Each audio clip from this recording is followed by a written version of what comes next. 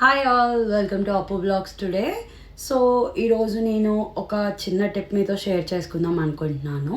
ఇది కూడా నా నైట్ కేర్ ప్రొసీజర్లో one of the best procedure I do.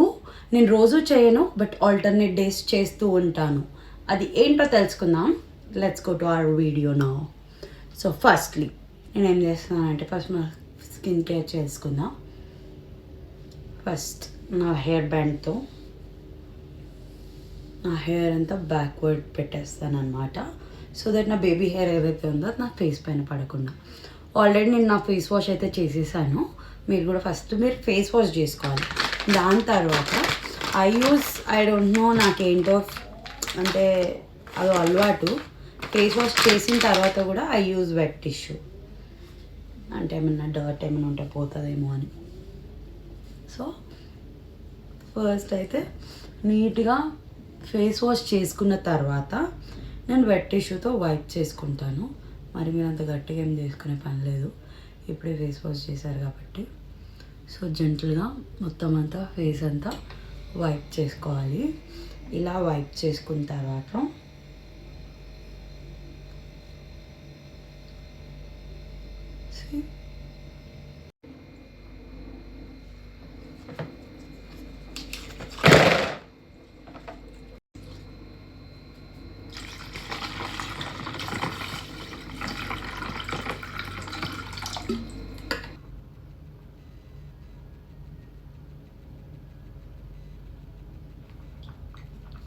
So ఇలా 5 minutes మన ఫేస్ని ఆ వాటర్లో అలా ఉంచాలి.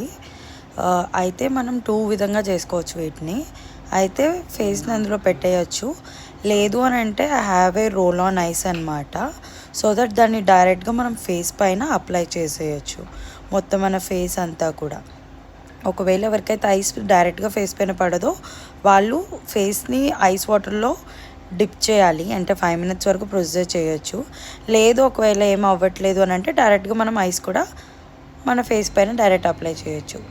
ఇలా మీరు వీక్లీ 2 అండ్ 5 minutes చేశారంటే చాలు. నెక్స్ట్ వీడియో కలుసుకుందాం.